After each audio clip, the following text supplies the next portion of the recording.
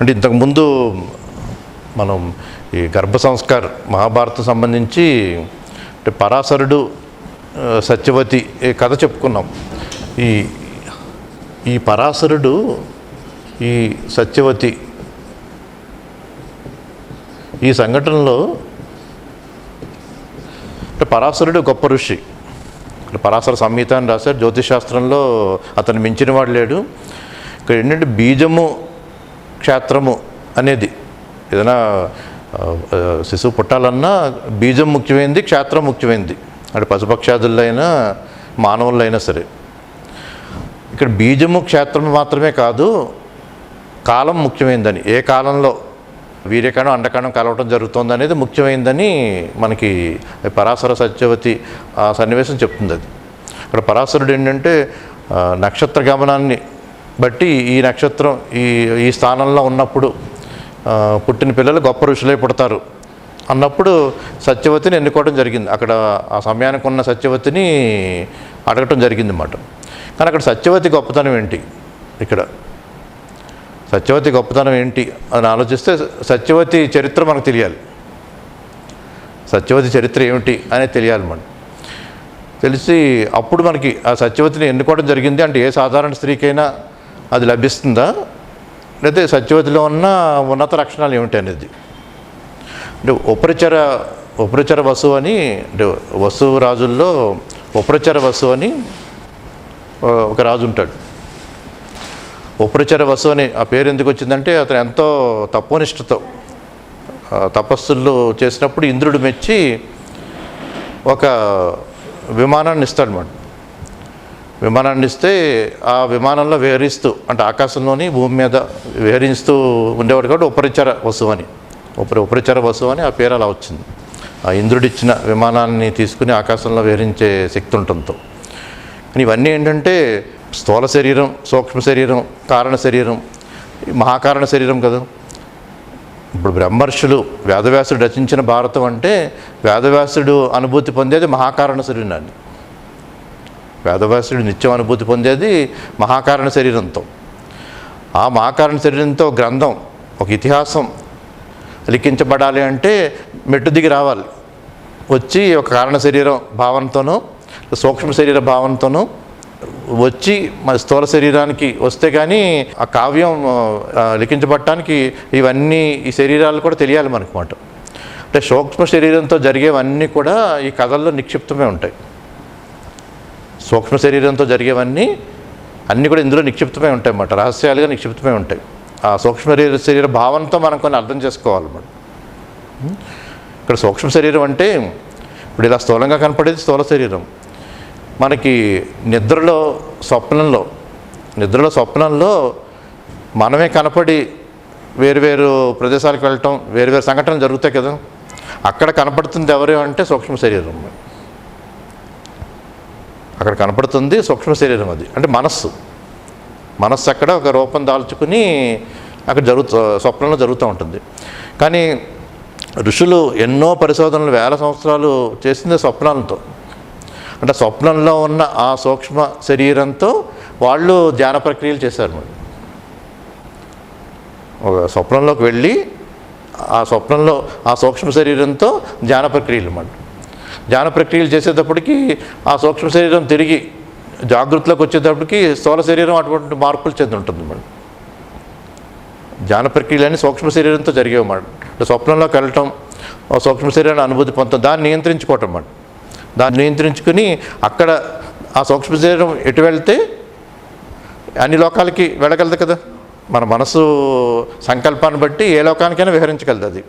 అది పాతాళ లోకం, మానవలోకం, అలా ఎన్ని లోకాలు ఉంటాయి. గంధర్వ సిద్ధ పురుషులు, బ్రహ్మలోకం, అంతరిక్ష లోకం, సూర్యలోకం, చంద్రలోకం, అన్ని లోకాలకి ఆ సూక్ష్మ శరీరం విహరించగలదు. ఇక్కడ విమానము అంటే అర్థమైనడు, ఒక అర్థమైనడు విహంగ మానసము అని.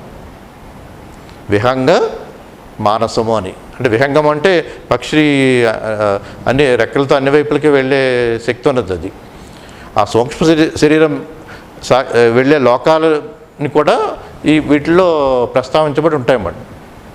అక్కడ అంటే ఎంతో గొప్ప యోగి, తపోనిష్టతో ఉన్న వాళ్ళకి సూక్ష్మ శరీరంతో అన్నీ జరుగుతూ ఉంటాయి. ఇది స్వప్నంలోది. కానీ స్వప్నంలో ఇంకెన్ని ఉంటాయంటే, అంటే స్వప్నంలో మళ్ళీ ఇంకొక స్వప్నం కూడా ఉంటుంది. ఇప్పుడు ఉదాహరణ, స్వప్నంలో ఒక వ్యక్తి స్వప్నంలోకి వెళ్ళి ఇలా ఉండాలని కలగని స్వప్నంలో స్వప్న పురుషుడు ఉంటాడు కదా, మళ్ళీ ఆ స్వప్న పురుషుడు ఇంకొక స్వప్నం కన్నాడు అనుకోండి, నిద్రపోయి ఇంకొక స్వప్న పురుషుడు ఉంటాడు కదా, ఆ స్వప్న పురుషుడు ఇంకొక స్వప్నం కన్నాడు అనుకోండి, అన్నీ ఈ నియంత్రణలోనే ఉంటాయి. కానీ అలా స్వప్నంలో స్వప్నం అన్నమాట. అలా 100 స్వప్నాలు కని చివరికి రుద్రుడిగా అయ్యే ఒక కథ ఉంటుంది 100 స్వప్నాలతో. ఉదాహరణకు ఒక బాటసారి వెళ్తూ ఒక విప్రుడిగా అవ్వాలని కలగంటాం. ఆ విప్రుడిగా స్వప్నంలో విప్రుడిగా అవుతాడు. ఆ విప్రుడు మళ్ళీ ఇంకో చోట నిద్రపోయి ఆ విప్రుడికి ఒక కోరిక ఉంటుందన్నమాట, అంటే ఒక సామంతరాజు అయినా అవ్వాలని. ఆ కళలో సామంతరాజు కావటం, అందులో ఇంకొక కళ వస్తుంది ఒక చక్రవర్తి అవ్వాలని. అలా చక్రవర్తిగా కలగంటాం. అలా ఒక కళ తర్వాత ఇంకో కళకంటూ చివరిలో ఇంకా ఆత్మజ్ఞానం ఆ కళల్లోనే ఏర్పడి, ఆత్మజ్ఞానం ఒకదాని తర్వాత ఒకటి కళల్లోనే ఏర్పడి చివరిగా రుద్రుడవుతాడు మేడం. రుద్రుడయ్యి కైలాసం వెళ్ళి అక్కడ శివ సాన్నిధ్యంలో అక్కడ రుద్రగణానికి నాయకుడిగా అవుతాడు. అయ్యి అక్కడి నుంచి వెనక్కి వచ్చి మొదటగా బాటసారిగా ఉన్నవాడిని తట్టి లేపినప్పుడు అతనికి రుద్రశక్తి వస్తుంది అన్నమాట. అలా అందరి ఈ 100 ఉన్న స్వప్నాల్లో వచ్చిన వాళ్ళందరినీ తట్టి లేపితే వాళ్ళందరూ రుద్రులుగా అవుతారన్నమాట. చివరికి అతని స్థూల శరీరం ఒక శివస్థితిని పొంది ఉంటుందన్నమాట. అంటే స్వప్నం నుంచి సూక్ష్మ శరీరం ద్వారా పొందే యోగ పద్ధతులు ఇవన్నీ కూడా. ఇది ఒకటి స్వప్నంలోవి, అంటే స్వప్నం ద్వారా అంతర్గత స్వప్నాల ద్వారా ఈ విధానం ఒకటి. ఆ సూక్ష్మ శరీరం భావన తెలియాలి మనకి. రెండవది ఏంటంటే, స్వప్నంలోనే కాదు, మనం ధ్యానంలో కూర్చుని అప్పుడు మన సూక్ష్మ శరీరమే అన్ని లోకాలకు విహరిస్తుంది. ధ్యానంలోనే మన సూక్ష్మ శరీరమే అన్ని లోకాలకి విహరిస్తుంది మరి. అలా ఆకాశంలోకి వెళ్తున్నట్టుగా, మేఘాలను తాకినట్టుగా, అలా చంద్రలోకాలకు వెళ్ళినట్టుగా ఇలా విహరించటం అన్నమాట. ఇవి అంటే ధ్యానంలో కూడా సూక్ష్మ శరీరంతో యోగ ప్రక్రియలు ఉంటాయి. మనం ఏది పొందాలనుకుంటే ఆ సూక్ష్మ శరీరం పొందుతూ ఉంటుంది. అది మన సంకల్ప బలం చేత పొందుతూ ఉంటుంది అన్నమాట. మన సంకల్ప బలం చేత ఏ స్థితులనైనా పొందగలుగుతూ ఉంటే మనకి కల్పవృక్షం లభించినట్టు. మన సంకల్ప బలం చేత ఈ సూక్ష్మ శరీరంతో మనం ఏదైనా సాధించగలుగుతూ ఉంటే అప్పుడు మనకి కల్పవృక్షం లభించినట్టు అన్నమాట. కల్పవృక్షం లభించటం అంటే సంకల్పాల వృక్షం లభించినట్టు అన్నమాట. అంటే కామధేనువు లభించడం అంటే మన ఏ కోరిక పొందితే ఆ కోరిక సూక్ష్మ శరీరం రూపుదాలుస్తుంది. రూపుదాల్చి అవన్నీ సూక్ష్మ శరీరంతో జరుగుతూ ఉంటాయి అన్నమాట అంతా. ఇవి ధ్యానంలో సూక్ష్మ శరీరం కింద. మూడవది ఏంటంటే, ఈ మనసుతో మన మనసు లోతుల్లోకి ఎంతగా వెళ్ళగలిగితే ఎదుటి వాళ్ళ మనసు లోతుల్లోకి ఎంతగా వెళ్ళగలం.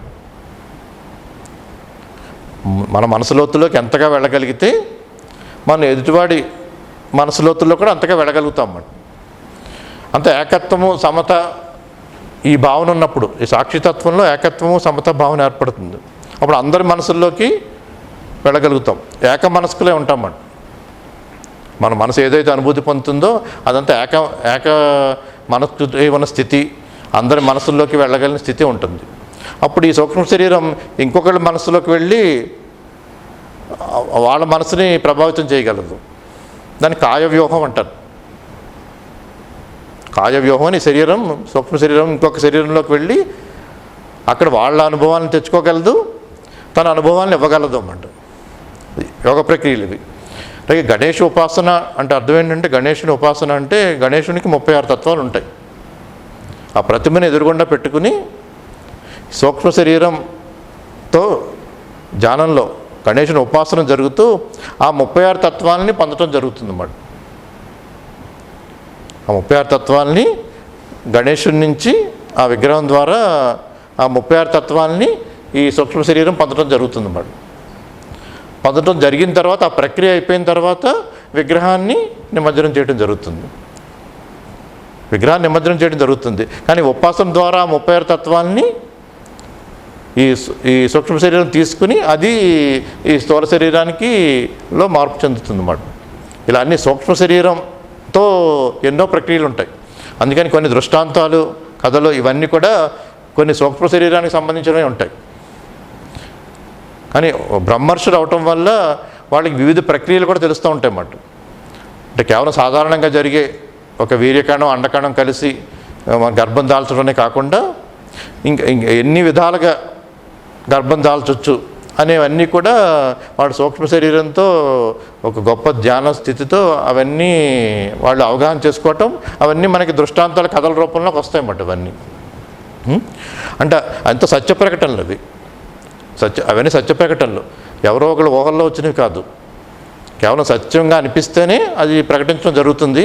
తర్వాత శిష్యులకి చెప్పడం జరుగుతుంది. వాళ్ళు శిష్యులు తర్వాత తరం వాళ్ళకి అందరూ ఇవి సత్యం అనుకుంటేనే అది సత్య ప్రకటనగా అవుతుంది అన్నమాట.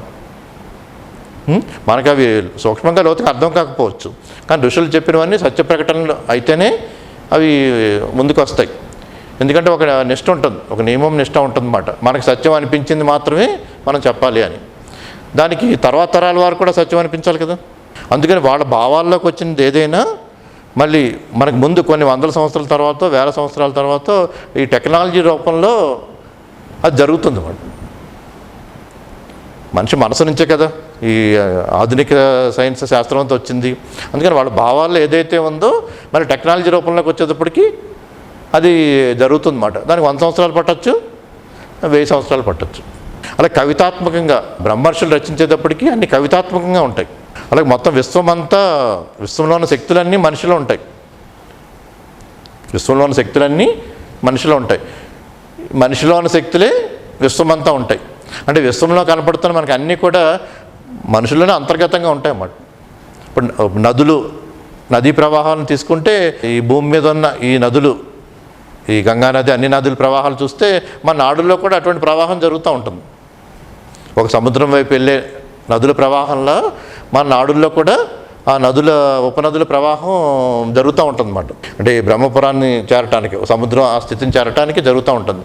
ఇక్కడ పర్వతాలన్నీ ఉంటాయి కదా, ఆ పర్వతాలన్నీ కూడా మనలోని కూడా ఈ నదుల ప్రవాహం అంతా ఇలా ఎముకల మధ్యనే జరుగుతుంది కదా, అంతాని జరుగుతాయి కదా. అక్కడ ఉన్నవన్నీ ఆ ప్రవాహానికి అడ్డొచ్చేవన్నీ పర్వతాలు అవుతాయి. అంటే కవితాత్మకంగా అన్నీ చెప్పడం జరుగుతుంది అన్నమాట. అంటే ఉపరిచర వసు ఉన్న సమయంలోనే ఒక గొప్ప నది, అతని రాజ్యంలో గొప్ప నది, ఒక పెద్ద పర్వతం ఉంటుంది. అందులో ఉన్నట్టుగా కథారూపంగా చెప్తాను అన్నమాట. అంటే ఆ నది సుక్తిమతి అనే నది, కోలాహలం అనే పర్వతం. అంటే ఆ నది ఉవ్విళ్ళూరుతూ ఉంటుంది, ఎప్పుడూ ఉవ్విళ్ళూరుతో ప్రవహిస్తూ ఉంటుంది అన్నమాట. ఆ పెద్ద పర్వతం కూడా ఆ నదిని చూస్తూ ఉంటుంది, చేరదాం అనుకుంటూ ఉంటుంది. కానీ నది ఏంటంటే ఉవ్విళ్ళూరుతో ప్రవహిస్తూ వెళ్ళిపోతూ ఉంటుంది అన్నమాట. ఒకసారి ఏం జరుగుతుందంటే ఆ నది స్త్రీ కానీ, ఈ పర్వతం పురుషుడు కానీ ఉండి పర్వతము నదిని బలాత్కరించినట్టుగా వచ్చినప్పుడు ఏదో ఒక బాలుడు బాలిక పుట్టినట్టుగా కథ వస్తుంది అన్నమాట. అక్కడ అంటే నది స్త్రీగా అన్నమాట, ఇక్కడ పర్వతం పురుషుడిగా. ఒక బలాత్కారం కింద అవటం వల్ల ఒక బాలుడు బాలిక పుడతాడు. అందులో ఆ బాలిక పేరు గిరిక అన్నమాట. ఉపరిచర వస్తుకు పర్వతం ఇలా బలాత్కారం చేయటంగా చూసి ఆ పర్వతాన్ని కూలదోసి తర్వాత ఆ పుట్టిన గిరికని పెళ్లి చేసుకుంటాడు అన్నమాట. ఉపరిచర వసు ఆ గిరికని వివాహం చేసుకోవడం జరుగుతుంది. ఇక్కడ ఏంటంటే నదిని ఒక స్త్రీగా పోల్చటం కవితాత్మకంగా, పర్వతాన్ని పురుషుడిగా పోల్చటం, ఇలా బలాత్కారం చేయటం వల్ల పుట్టిన కాబట్టి గిరిక అన్నమాట. గిరిక తన పేరు, గిరి అంటే పర్వతం అన్నమాట, పర్వతం నుంచి పుట్టిందని అర్థం. అక్కడ ఉపరిచర వసు గిరికని వివాహం చేసిన తర్వాత గిరికతో ఎంతో మోహంలో ఉంటాడు. ఒకసారి గిరిక ఋతుమతి అయినప్పుడు ఒక అరణ్యంలోకి వెళ్ళి మృగమాంసం తీసుకొద్దామని వెళ్తాడు. వెళ్ళి అక్కడికి వెళ్ళినా సరే గిరికే పూర్తిగా మనసులో ఉండటంతో ఒక వీర్యస్కాలన వెయ్యి దాన్ని ఒక ఆకు దొప్పలో దీనిలో పెట్టి ఒక డాగకి ఇచ్చి గిరికి దగ్గరికి పంపమంటాం. ఆ డాగది పట్టుకెళ్తా ఉంటే ఇంకొక డాగ చూసి ఏదో మాంసం ముద్ద అనుకుని 2 పోట్లాడుకోవటం. అప్పుడు ఆకు దీనిలో ఉన్న ఆ వీర్యంది నదిలో పడిపోవటం. నదిలో ఒక ఆడచేప, అద్రిక అని ఒక ఆడచేప దాన్ని మింగటం. మింగి అది ఒక 10 నెలల తర్వాత మళ్ళీ ఒక బాలికి జన్మనివ్వటం. ఆ బాలుడు మత్స్యరాజుగా బాలుడు మత్స్యరాజుగా అవటం, ఆ బాలిక సత్యవతి తను దాసరాజు పెంచుకుంటాడు. అలా దాసరాజు కూతురిగా సత్యవతి ఉంటుంది. అంటే ఒక మత్స్యకన్యగా సత్యవతి ఉంటుందన్నమాట. కానీ ఇప్పుడు నేను చెప్పిన కథలో అన్నీ కూడా అంతర్గతంగా ఎన్నో సూక్ష్మ విషయాలు ఉంటాయి. అంతర్గతంగా అంత యోగ ప్రక్రియకి సంబంధించిన సూక్ష్మ విషయాలు ఉంటాయి. అవి మనం తర్వాత చర్చించుకుందాం, ముందు కథాపరంగా చెప్పుకోనమాట. ఇలా పుట్టిన సత్యవతి పరాశరుణ్ణి కలవడం జరుగుతుంది కదా. కానీ అక్కడ సత్యవతి గొప్పతనం ఏంటంటే, ఆ సత్యవతి పుట్టి పెరిగినప్పటి నుంచి తన పని ఏమిటంటే మునులకి సపరిచర్యలు చేయటం అన్నమాట. ఆ గంగా నదీ తీరంలో ఉన్న మునులకి సపరిచర్యలు చేయటమే తన వ్రతం అన్నమాట. అలా మునులకి ఋషులకి సపరిచర్యలు చేయటం వల్ల ఒక గొప్ప మానసిక స్థితిని తను పొందగలిగింది. పొందగలటం వల్ల పరాశరుడికి సత్యవతికి పుట్టింది ఎవరు? గొప్ప ఋషి వేదవ్యాసుడు. పరాశరుడికి సత్యవతికి పుట్టింది వేదవ్యాసుడు. వేదవ్యాసుడే కదా మన గురువు అంటే, వేదవ్యాసుడే. వేదాన్ని రచించింది, అష్టాదశ పురాణాలు రచించింది, మహాభారతం, భాగవతం అన్ని సమస్తం అంతా వేదవ్యాసుడే. వేదవ్యాసుడు అంటే వేదములను విభజించిన వాడు అని అర్థం. వ్యాసం అంటే విభజించటం అన్నమాట. అలా వేల కొద్ది గ్రంథాలన్నీ 4 వేదాలుగా విభజించిన వాడని వేదవ్యాసుడని. ఎంతోమంది వేదవ్యాసులు ఉంటారు, వేదాన్ని విభజించిన వాళ్ళు. కానీ భారతంలో ఉన్న వేదవ్యాసుడు కృష్ణద్వైపాయనుడు. అంటే కృష్ణ అనే పదానికి అర్థం ఏంటంటే నలుపు, నీలం రంగు అని అర్థం. ద్వైపాయనుడు అంటే అక్కడ యమునా ద్వీపంలో ఉన్న ప్రాంతంలో ఉండటం వల్ల కృష్ణద్వైపాయనుడు అనమాట. వేదవ్యాసుడు వంటి ఒక గొప్ప ఋషి జన్మకు కారణం ఏంటంటే, ఇక్కడ మనం అంటే ఒక వీర్యకణం,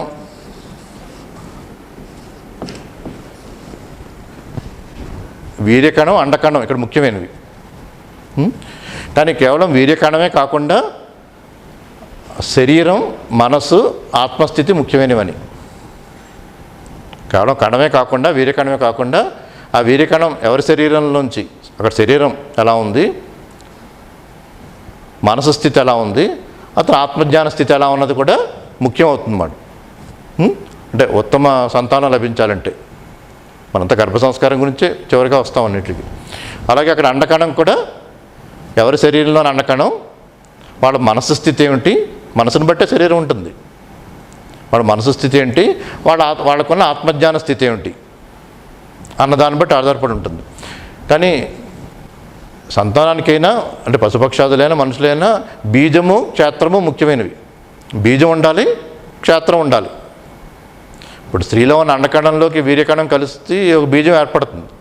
దానికి గర్భాశయం క్షేత్రంగా ఉంటుంది. మన విత్తనాలన్నిటికీ నేల క్షేత్రంగా ఉంటుంది కదా. అంటే బీజము, క్షేత్రము ముఖ్యమైనవని. కానీ పరాశరు ఈ సత్యవతి నుంచి వేదవ్యాసుడు లాంటి పుట్టడంలో అక్కడ పరమార్థం ఏంటంటే, పరాశరుడు జ్యోతిష్య శాస్త్ర నిపుణుడు అన్నమాట. అంటే కాలం ముఖ్యమైనదని చెప్తుంది. ఏ కాలంలో ఈ వీర్యకణం, అండకణం కలవటం జరిగిందనేది అది ముఖ్యమైనదని తెలుస్తుంది అన్నమాట. ఇక్కడ గర్భ సంస్కారంలో దానికి ప్రాముఖ్యత ఇవ్వాలని మనకు, అందుకే ముహూర్తాలను పెట్టడం అని కానీ ఇవన్నీ పెట్టడంలో ఒక తల్లిన కారణం ఉంటుంది. అది ముఖ్యమైనదని ఇక్కడ పరాశర సంహిత చెప్తుందన్నమాట. అలాగే అతను ఎంత గొప్ప ఋషి అయినా ఇక్కడ సత్యవతికి ఉన్న లక్షణం ఏంటంటే, అక్కడ ఒక మత్స్యరాజుగా పుట్టినా కానీ తను ఏమిటంటే తన కర్మలన్నీ కూడా ఉత్తమ కర్మలు. అంత ఋషుల మునుల పరిచర్యలు చేసుకోవటం, వాళ్ళ ధ్యానానికి సహకరించటం, తను ధ్యానంలో ఉండటం, ఇలాంటి ఉత్తమ మానసిక స్థితి ఉండటం వల్ల అక్కడ సాధ్యమైంది వేదవ్యాసుడు అనేది. అలాగే రెండవది, మనం ఇంతకుముందు చెప్పుకున్నాం, గంగానది భూమి మీదకి రావటం అనేది. అంటే క్లుప్తంగా మీకు మళ్ళీ ఒకసారి వివరించుకుంటే, అంటే మహాభీషుడు అని గొప్ప రాజయోగి, అతను ఎంతో తపసిద్ధితో అంటే బ్రహ్మని కలవటానికి వెళ్ళినప్పుడు అక్కడ గంగాదేవి కూడా స్త్రీగా ఉండటం, ఆ గంగాదేవిని చూసి ఇతను కొంత మోహంలో పట్టడం, అది బ్రహ్మ చూసి ఇంత ఉత్తమ లోకానికి వచ్చినా ఇంకా కామంతో ఉన్నావు అని తిరిగి మానవ లోకంలోకి వెళ్ళమంటాం. అక్కడ గంగాదేవి కూడా ఇతన్ని మోహించటం, గంగాదేవిని కూడా మానవులోకి వెళ్ళమంటాం జరుగుతుంది మరి. గంగాదేవి మానవులోకి వస్తున్నప్పుడు 8 మంది వసువులు కనపడతారు. వసువులని ఆ 8 మంది వసువులు అంటే ఇవన్నీ కూడా మనిషిలో ఉండే శక్తులే. ప్రతి మనిషిలోని ఈ అన్ని శక్తులు ఉంటాయి. 33 కోట్ల దేవతలు అంటాం. కోట్ల అంటే ఒక అర్థం ఏంటంటే 33 రకాల దేవతలని. 33 రకాల దేవతలు అంటే అష్టవసువులు 8, ఏకాదశ రుద్రులు, ద్వాదశ ఆదిత్యులు, 19, 12, 31, 2 అశ్విని దేవతలు 33. ఈ 33 రకాల దేవతలు ఉంటారని. ఇక్కడ అష్టవసువులు అంటే మనలోనే 8 వసువులు ఉన్నది. 8 వసువులు ఉంటాయి. ఇందులో ఉన్న వసువుని వాయువు ఒక వసువుగా, అగ్ని ఒక వసువుగా, ఇలా జలం ఒక వసువుగా, ఇక్కడ చంద్రప్రకాశం, నక్షత్ర ప్రకాశం, సూర్యప్రకాశం, సూర్యుని ముందు వచ్చే ప్రభాత కిరణాలు, ఇవే వసువులు. ఇవి అక్కడ వసువు అంటే సంపదలు అన్నమాట. అంటే మనిషిలో ఉన్న సంపదలు అని అర్థం అన్నమాట వసువులు అంటే. ఈ 8 వసువులు గంగాదేవికి కనపడటం, వాళ్ళు వశిష్ఠుడు మాకు శాపం ఇవ్వటం జరిగింది, అందుకని నీకు పుత్రులుగా పుడతాం, నువ్వు మమ్మల్ని పుట్టగానే నదిలో పడేసి చంపితే మేము వెంటనే తిరిగి స్వర్గలోకానికి వెళ్ళిపోతామని గంగాదేవికి చెప్పడం జరుగుతుంది.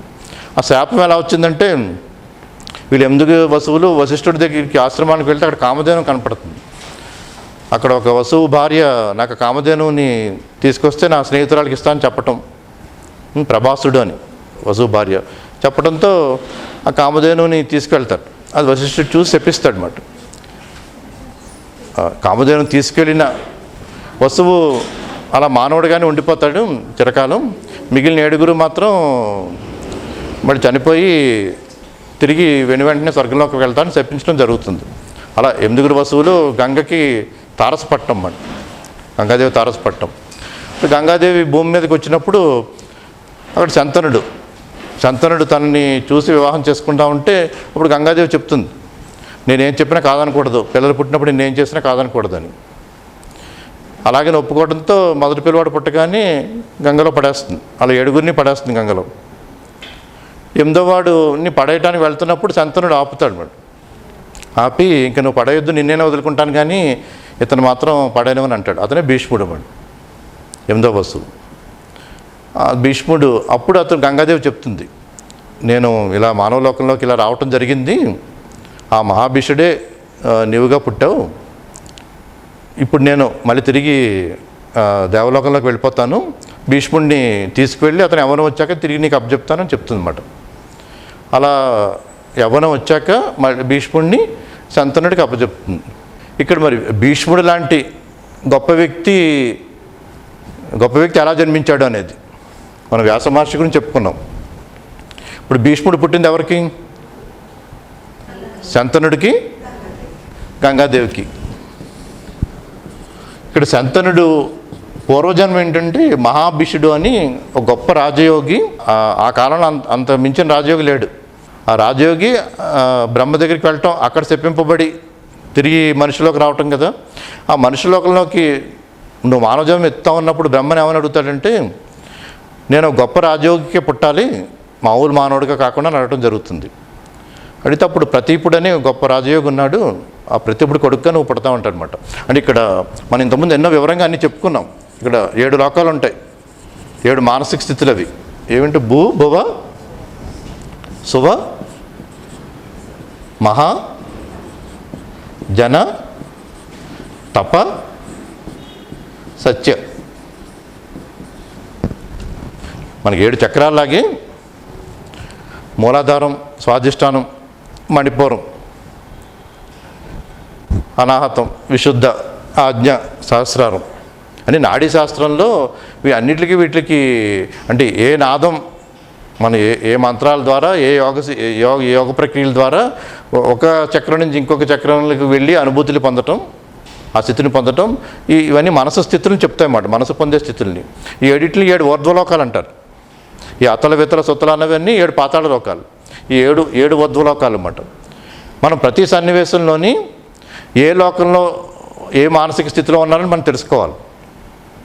ఎందుకంటే పరాశరుడు సాక్షాత్తు సత్యలోకాన్ని దర్శించిన వాడు అన్నమాట.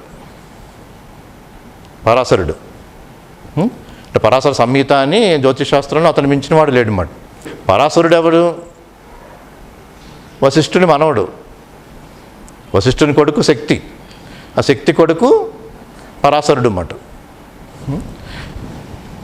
ఇక్కడ మహాభిషుడు ఏంటంటే భూలోకంలో చక్రవర్తిగా ఉండి అక్కడి నుంచి గొప్ప తపస్సుతో ఈ తపలోకం అంతటి గొప్ప తపశ్శక్తితో ఆ మానశక్తిని పొందుతాడు. ఆ శక్తి ఉన్న వాళ్ళకి బ్రహ్మను దర్శించే అవకాశం ఉంటుందన్నమాట. అందుకే చతుర్ముఖ బ్రహ్మను దర్శించడం అంటే, చతుర్ముఖ బ్రహ్మ 4 ముఖాలు 4 వేదాలు, ఇవే మనసు, చిత్తము, బుద్ధి, అహం, ఈ 4 ముఖాలే. అంటే మనం నిద్రలో ఉన్నప్పుడు చైతన్యంగా ఉంటాం, సుషుప్తిలో ఉన్నప్పుడు అంత చైతన్యంగా ఉంటాం. ఆ మెలకు వచ్చినప్పుడు, స్వప్నమైన మెలకువైన వచ్చినప్పుడు ఆ చైతన్యం నుంచి మొట్టమొదటి ఏమి ఏర్పడుతుంది? మొట్టమొదటి ఏమొస్తుంది? ఆ చైతన్యం నుంచి స్పందనలు వస్తాయి కదా, ఆ స్పందనలు వస్తాయి కదా, స్పందనలు వస్తాయి. ఆ స్పందనల నుంచి మనకు ఒక తెలివి ఏర్పడటంతోనే అహం ఏర్పడుతుంది కదా, ఒక అహం ఏర్పడుతుంది. ఈ అహాన్ని గ్రహించిన బుద్ధి, అక్కడి నుంచి చిత్తం, మనస్సు, ఇలా ఆలోచనలు ఏర్పడతాయి కదా. ఈ ఒకదాని తర్వాత ఇవి ఇలా అనుభవిస్తాయి మన చైతన్యం నుంచి బయటకు వచ్చినప్పుడు. అంటే వ్యష్టిగా ఏం జరుగుతుందో సృష్టిలో అదే జరుగుతుందన్నమాట. వ్యష్టిగా ఏదైతే జరుగుతుందో విశ్వంలో కూడా అదే ప్రక్రియ జరుగుతుంది. అంటే విశ్వమంతా మనకి చైతన్యంగా చూస్తే అంత ఆకాశంగా ఉంటుందన్నమాట. విశ్వమంతా చైతన్యపరంగా చూస్తే అంత ఆకాశం అది. మనకి ఈ స్థూలదేహాన్ని అన్నమయ కోశాన్ని భూమితో పోలిస్తే, ఈ శ్వాసని, ఈ ప్రాణమయ కోశాన్ని ఇక్కడ ప్రాణవాయువుతో పోలిస్తే, మనసుని మేఘాలతో పోలిస్తే, మనోచిత్త బుద్ధి అహంకారాలని ఇలా మేఘాలతో పోలిస్తే, మేఘాలకి పైన ఉండేది ఆకాశం కదా, ఆకాశం కదా. ఇవేమీ లేననుకుంటే అంత శూన్యమే కదా ఉంది. ఇవేమీ లేవని అన్నీ తీసేస్తే ఇంక మిగిలిన శూన్యమే కదా. అంటే అంత ఆకాశమే, మహాకాశంగా ఉంటుంది. అక్కడ ఆకాశము అంటే అర్థం ఏంటంటే, సంస్కృతంలో అర్థం ఏంటంటే అవకాశం ఇచ్చేది అని. అవకాశం ఇచ్చేది అంటే ఆకారాలకి శబ్దానికి, ఆకాశము, ఆకారము, శబ్దము. అక్కడ శబ్దానికి అవకాశం ఇస్తుంది, రూపం దిద్దుకోవడానికి అవకాశం ఇస్తుంది అన్నమాట. ఆకాశం అంటే అవకాశాన్ని ఇచ్చేదని సంస్కృతంలోనే అర్థం అది. అలా ఆకాశం నుంచి ముందు శబ్దం ఏర్పడుతుంది, అదే ఓం అన్నమాట. ఆ శబ్దమే ఓం, ప్రణవనాదంగా ఓం అన్న శబ్దం వస్తుంది. అంటే ఆ ఓమాల నుంచి వస్తుంది అక్షరాలు. ఆ అక్షరాల్లోనే శక్తి అంతా ఉంటుంది. ఆ శక్తి అంతా ఇలా 33 కోట్లుగా ఉంటుందన్నమాట. శక్తి అంతా కూడా, విశ్వం అంతా కూడా. ఇప్పుడు 8 వస్తువులు అని చెప్పుకున్నాం. అంటే వాయువు విశ్వంలో ఉన్నదే కదా, మనలోనే ఉంటుంది కదా. ఈ వాయువు అనే వస్తువు ఇదే సంపద మనకి. అగ్ని విశ్వంలో ఉన్నది, ఇలా వెష్టిగా ఉన్నది. ఈ అగ్ని అనేది ఒక సంపద, వస్తువు అంటే సంపద అనమాట. జలము, అదే వరుణుడు అంటే వెష్టిగా ఈ జలంల ఈ సంపద. ఇది నక్షత్రాల్లో ఉండే శక్తి మనలోనే ఉంటుంది. అంటే మెదడులో 100 కోట్ల కణాలు ఉంటాయి, 100 కోట్ల కణాలు ఉంటాయి అన్నమాట. అంటే ఎన్ని నక్షత్రాలు ఉన్నాయో అన్ని మెదడులో కణాలు ఉంటాయి. ఆ నక్షత్రాల్లో ఉండే శక్తి ఉంటుంది అంతా మెదడులోని. చంద్రుడిలోని శక్తి ఉంటుంది, సూర్యుల్లోని శక్తి ఉంటుంది. అంటే ఇవే ఆ వస్తువులు అంటే. అలాగే ఏకాదశ రుద్రులు అన్న 11 రుద్రుల అంశాలు మనలోనే ఉంటాయి. ద్వాదశ ఆదిత్యులు, 12 ఆదిత్యుల శక్తులన్నీ కూడా మనలోనే ఉంటాయి అన్నమాట. ఆ విశ్వంలో ఉన్నవే వెష్టిగా అనుభూతి పొందడం జరుగుతుంది అన్నమాట. ఇక్కడ ఈ మహాభిషుడు గొప్ప తపశక్తి ఉండటం వల్ల తపలోకంలో ఆ మనసు స్థితిని పొంది సత్యలోకాన్ని దర్శించడానికి అర్హుడవుతాడు. అంటే బ్రహ్మను దర్శించడానికి. అంటే మనోచిత్త బుద్ధి అహములను దాటి అక్కడ మహాకాశంగా ఉన్న స్థితిని, అంటే ఏ స్థితి నుంచి అయితే ఈ మనో చిత్తబుద్ధి అహములు ఏర్పడుతున్నాయో సృష్టికర్తని, ఆ చైతన్యానికి దగ్గరగా వెళ్ళగలుగుతున్నాడు అనమాట. చతుర్ముఖ బ్రహ్మని దర్శించడం అంటే ఆ సృష్టిని దర్శిస్తున్నట్టు. మనం ఇప్పుడు నిద్రలోకి గాఢ నిద్రలోకి వెళ్తున్నప్పుడల్లా ఏమవుతుంది? ముందు మనసు ఆలోచనలు తగ్గిపోతాయి కదా, మనసు ఆలోచనలు తగ్గిపోతాయి. ఇంకా చివరిగా వచ్చేటప్పటికి 1-2 ఆలోచనలు వస్తాయి కొన్ని చివరిగా. ఇంకా మనకి మనసు పూర్తిగా ఆలోచనలు లేనప్పుడు నిద్రలోకి వెళ్ళిపోతాం కదా, అంటే చైతన్య స్వరూపంగా వెళ్ళిపోతాం. పూర్తిగా ఆలోచనలు అన్నీ శూన్యం అయిపోయిన తర్వాత ఆ స్థితిని గమనిస్తే ఎలా ఉంటుంది? ఆలోచనలు అన్నీ శూన్యం అయిపోయినాయి, సుషుప్తిలోకి వెళ్తున్నాం, ఆ స్థితి ఎలా ఉంటుంది? ఆలోచనే లేదు. అంటే ఒక ఎరుకతో వెళ్తున్నాం, అంటే ఒక ధ్యానంలో మనం అదే ఒక ధ్యానమే, అది ఎరుకతో ఆ సుషుప్తిలోకి వెళ్తున్నాం మనం. ఏ ఆలోచన లేని స్థితి నుంచే కదా మనం సుషుప్తిలోకి వెళ్ళేది. అంటే అక్కడ ధ్యానం చేయాలన్నమాట. మనసు ఆలోచన లేని స్థితికి వెళ్తున్నప్పుడు, గాఢ నిద్రలోకి వెళ్తున్నప్పుడు ఇంకే ఆలోచన లేదు, నిద్రలోకి వెళ్ళటమే మిగిలింది అన్నప్పుడు అక్కడ ధ్యానం చేయాలి. అక్కడ ధ్యానం చేస్తే అప్పుడు మనసు శూన్యంగా ఉంటుంది, సుషుప్తికి వెళ్ళే దశలో ఉంటుంది. అంటే ఎరుకని వీడి సుషుప్తికి వెళ్ళే దశలో ఉంటుంది కదా. అదే సంధ్యావందనం అంటే, అది సంధ్య అంటే. ఇక్కడ సంధ్య అంటే ఏంటంటే ఏ ఆలోచన లేని స్థితి నుంచి గాఢ నిద్రలోకి వెళ్ళే, అది సంధ్య అంటారు. అలా ఉదయం నిద్రలేస్తాం కదా, నిద్ర లేనప్పుడు మొదటిసారిగా ఏమవుతాయి, కొన్ని ఆలోచనలు వస్తాయి. నిద్ర లేవగానే కొన్ని ఆలోచనలు వస్తాయి కదా. కానీ మెలకు వచ్చి కొన్ని ఆలోచనలు కూడా రాకముందు మెలకువలో వస్తుంది, ఏదో ఒకటి ఆలోచన వస్తాయి మనకి. కానీ ఈ ఆలోచన రాకముందు స్థితి, అక్కడ ధ్యానం చేయాలి. లేదు ఒకటి రెండు ఆలోచనలు వచ్చాయి, అవి మనం శూన్యం చేసుకుని ధ్యానం చేయాలన్నమాట. అతి తక్కువ ఆలోచనలు ఉన్నప్పుడు శూన్యం చేసుకోవడం తేలిక కదా. ఒక ఆలోచనలు వస్తాయి, మెలకు వచ్చింది అని వస్తుంది, అప్పుడు ధ్యానం చేయటం అన్నమాట, శూన్యం తీసుకువెళ్ళటం, అది తేలిక అవుతుంది. అది సంధ్యా సమయం అన్నమాట. అది సంధ్యా సమయాలంటే ఇవి. మనసు ఒక ఆలోచనకి వచ్చే స్థితి ప్రాతకాల సంధ్యా సమయం అన్నమాట. అంటే సూర్యుడి నుంచి కాంతి కిరణాలు వస్తాయి కదా, మొదటి కిరణాలు వచ్చేది కదా ఉషోదయం అంటే. అలా మనలోనే జరుగుతుంది అది. ఈ మనసు ఆలోచన ప్రవాహమే కాంతి కిరణాలు అన్నమాట. ఇక్కడ గొప్ప రాజయోగి అవటం వల్ల ఆ స్థితి పొందడం జరిగింది. కానీ తిరిగి శపించబడినప్పుడు తిరిగి మానవలోకంలోకి, సాధారణంగా అయితే శపించబడినప్పుడు మానవలోకంలోకి రావాలి తిరిగి. కానీ అతను అప్పటికే గొప్ప రాజయోగి అవటం వల్ల తిరిగి మళ్ళీ రాజయోగిగానే పుట్టాడు అన్నమాట. అంటే ఒక మనసు స్థితిని మనం పొంది కూడా క్షణకాలం దాన్ని కోల్పోయినా, అంటే గంగాదేవిని చూసి ఒక కామంలో పడి ఆ క్షణకాలం కోల్పోయినా తిరిగి మళ్ళీ అదే రాజయోగి స్థితికి రావటం జరిగింది అన్నమాట. అంటే ఒక ఉత్తమ స్థితిలో ఉండటం వల్ల అంటే తిరిగి ఒక రాజయోగికే నేను పుట్టాలని కోరుకున్నాడు. అంటే అతని మానసిక స్థితిని చెప్తుంది అది. కోల్పోయినా మళ్ళీ తిరిగి పొందగలిగినట్టుగా అన్నమాట. అందుకే ప్రతిపుడిగా అతను ప్రతిపుడు కొడుకుగా పుట్టడం జరుగుతుంది. కానీ ఇక్కడ గంగాదేవి ఏంటి, అంత నదీ స్వభావం చంచలత్వంతో ఉండటం, ఉండి భూమి మీదకి రావటం కదా. భూమి మీదకి వచ్చేటప్పుడు ఏంటంటే ఆ మహాభీషుడు రూపం గుర్తుపెట్టుకుంటుంది అన్నమాట. మహాభీషుడు రూపమే మనసులో ఉంటుంది అంత పూర్తిగా, మనసు అంతా కూడా రూపం నిండిపోయి ఉంటుంది. మరి ప్రతిపుడు కొడుకు సంతనుడు అంటే ప్రతిపుడిలాగే సంతనుడు ఉంటాడు కదా. ఇంకా సంతనుడు పుట్టలేదు, గంగాదేవి వచ్చేసింది, సంతనుడు పుట్టలేదు. కానీ సంతనుడికి ఏ రూపం ఉంటుందో ప్రతిపుడికి అదే రూపం ఉంటుంది కదా. అందుకే ఏ రూపం అయితే మనసులో ఉందో ఆ రూపం భూమి మీద కనపడుతుందో ప్రతిపుడి దగ్గరికి వెళ్తుంది అన్నమాట. ప్రతిపుడు కొడుకు సంతనుడు వివాహం చేసుకోవాలి, రాజు కొడుకుగా పుడతాను అంటంతో. కానీ ఆ రూపం మనసులో ఉండటం వల్ల ప్రతిపుడికి ఈ రూపం ఉంది అని ప్రతిపుడిని దగ్గరికి వెళ్తుంది. వెళ్తే అప్పుడు అతను ఏమంటాడంటే, నేను రాజయోగిని, అంటే గొప్ప తపస్సులో ఉన్నాను, నేను ఇంక వేరే వివాహం చేసుకోదలుచుకోలేదు, కానీ నా కొడుకు పుట్టినప్పుడు ఆ కొడుకుని వివాహం చేసుకుంది కానీ చెప్పడం జరుగుతుంది అన్నమాట. అప్పుడు తిరిగి వెళ్ళిపోయి కొడుకు పుట్టాక తర్వాత అక్కడ శంతనుడిని వివాహం చేసుకుంటుంది అన్నమాట. అటు ఇక్కడ గంగానది ఏంటంటే ఇవి మనలో ఉన్న నాడీ ప్రవాహం, మనలో ఉన్న నాడుల ప్రవాహమే నదుల ప్రవాహం అన్నమాట. ఇక్కడంతా గంగానది ఈ ప్రవాహం నాడుల ప్రవాహం అనేది కూడా అధోలోకాల నుంచి ఊర్ధ్వలోకాలకు ఉంటుంది కదా. అధోలోకాల నుంచి ఊర్ధ్వలోకాలకు ఉంటుంది. అంటే గంగ పుట్టింది ఈ విష్ణుపాదం నుంచి అయినా ఒక అవరోహణతో అన్ని లోకాలని స్పృశిస్తుంది కదా. అన్ని లోకాల్లోని విహరిస్తూ ఉంటుంది. అందుకని ఏ మానసిక స్థితిలో ఉన్నదనేది మనం చూడాలన్నమాట.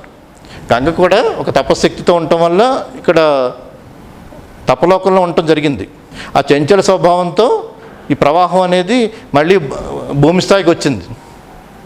కానీ ఆ నాడీ ప్రవాహాలకు ఉండే ఆ శక్తి వల్ల వెంటనే వసువులు అక్కడ చేరటం, అంటే మనలో ఉన్న సంపదలే అందులోకి చేరటం జరిగిందన్నమాట.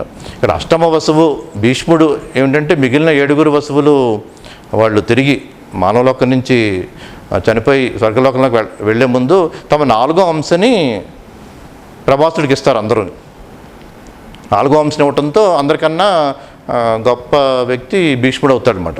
మరి ఇక్కడ 7 ఎందుకు వెళ్ళిపోవటం, తిరిగి అంతర్ధానం అయిపోవటం, వెళ్ళిపోవటం భూమిలోకం నుంచి? మరి ప్రభాసుడే ఇక్కడ భీష్ముడు ఉండటం జరిగిందని ఒక ప్రశ్న వస్తుంది కదా.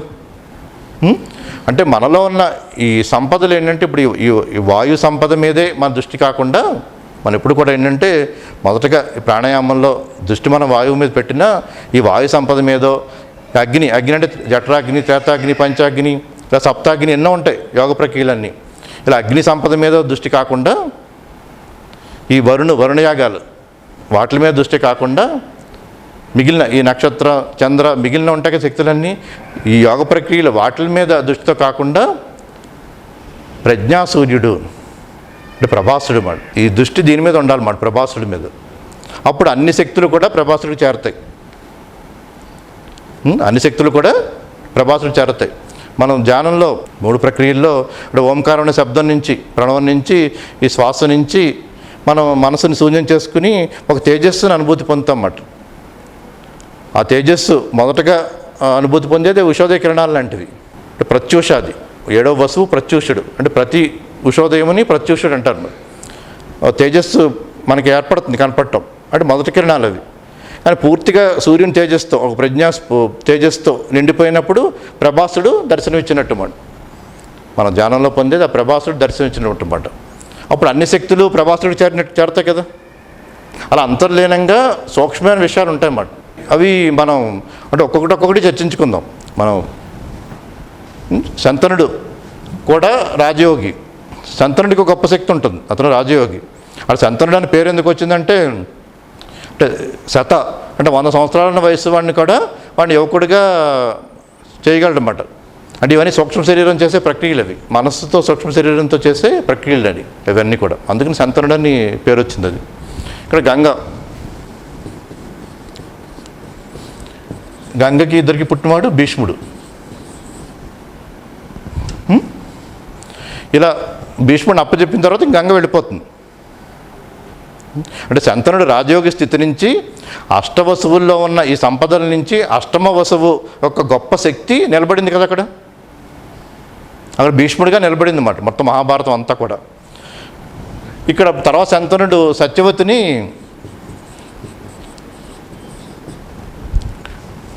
కలవడం జరుగుతుంది.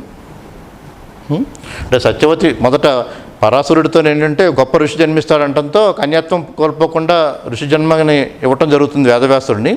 ఆ తర్వాత శంతనుడు సత్యవతిని కలవటం జరుగుతుంది. వివాహం చేసుకుంటానంటే ఇప్పుడు తండ్రి దగ్గరికి వెళ్తాడు. సత్యవతి తండ్రి దగ్గరికి, దాసరాజు దగ్గరికి వెళ్తే తండ్రి ఏమన్నా నియమం పెడతాడంటే నీకు భీష్ముడు ఉన్నాడు కానీ సత్యవతికి పుట్టిన వాళ్ళే రాజ్యం వెళ్ళాలంటాడు. అది ఒప్పుకోక శంతనుడు తిరిగి వెళ్ళిపోతాడు. కానీ భీష్ముడు తెలుసుకుని కాదు నేను రాజ్యం వెళ్ళను అని సత్యవతి తండ్రి దగ్గరికి వచ్చి ఈ సత్యవతికి పుట్టిన వాళ్ళే రాజ్యం వెళ్తారని చెప్తాడు. మరి నీకు వివాహం అయ్యి నీకు పిల్లలు పుట్టినప్పుడు ఇబ్బంది వస్తుంది కదా అంటే నేను వివాహమే చేసుకొని అంటాడు. అదే భీష్మ ప్రతిజ్ఞ అంటే మనలో ఆ ప్రభాస స్థితి అది అలా ఉండిపోతుంది చైతన్యంగా, ఒక శక్తి చైతన్యంగా ఒక ప్రజ్ఞా సూర్యుని స్థితిలో ఉండిపోతుంది అన్నమాట. అక్కడి నుంచి మిగిలిన కర్మలన్నీ జరుగుతూ ఉంటాయి కదా. ఆ ఎటువంటి కర్మలు జరుగుతాయి వాటిని ఎలా మార్చుకుని మళ్ళీ ఉత్తమ స్థితికి వెళ్ళాలనేది మహాభారతం చెప్తుంది అన్నమాట. ఇక్కడ సత్యవతిని అలా పెళ్లి చేసుకున్న తర్వాత ఇద్దరు పుడతారు, చిత్రాంగదుడు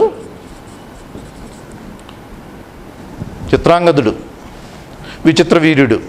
చిత్రాంగదుడు ఏంటి కొంచెం అహంకారంతో ఉంటాడు. ఎవరినైనా నేను యుద్ధంలో గెలుస్తానని గంధర్వులతో యుద్ధం చేసి ఒక గంధర్వ వీరుడితో చనిపోతాడు ఓడిపోయి. విచిత్ర వీరుడు కూడా అహంకారంతో ఉంటాడు. కానీ విచిత్ర వీరుడికి వివాహం చేయదలిచినప్పుడు కాశీరాజు పుత్రికలు అంబాలికల్ని ఇచ్చి చేయాలని సత్యవతి అనుకోవడం, ఇంకా భీష్ముడు వెళ్ళి ముగ్గురిని తీసుకురావడం జరుగుతుంది. అక్కడ సాల్వరాజు అడ్డుపడతాడు. సాల్వరాజుని కూడా ఓడించి ముగ్గురిని తీసుకొచ్చాక అంబ చెప్తుంది, నేను అక్కడ ముగ్గురు స్వయంవరంలో పాల్గొంటున్నాం, నేను సాల్వరాజుని ప్రేమించాను, ఇంకా స్వయంవరంలో పెళ్లి చేసుకుందామని తండ్రికి కూడా చెప్పి చేసుకుందాం అనుకున్నాం, నువ్వు తీసుకొచ్చేస్తావు అని చెప్తుంది. సరే నువ్వు తిరిగి వెళ్ళిపో అంటాడు, అమ్మని పంపించేస్తాడు. అంబికని అంబాలికల్ని విచిత్రవీరుడికి వివాహం చేస్తాడు. కానీ ఇతనికి ఒక క్షయరోగం వచ్చి చనిపోతాడు విచిత్రవీరుడు. ఇంకా అంబిక అంబాలిక ఉంటారు, పిల్లలు లేరు. అప్పుడు సత్యవతి భీష్ముడిని నువ్వు ఇంక ప్రతిజ్ఞ వదిలేసి వీళ్ళిద్దరినీ తిరిగి వివాహం చేసుకుని వీళ్ళ ద్వారా పిల్లల్ని కనమంటుంది సంతానం కోసం. భీష్ముడు ఒప్పుకోడు, ఆ స్థితిలోనే ఉంటాడు అన్నమాట. భీష్ముడు ఒప్పుకోడు.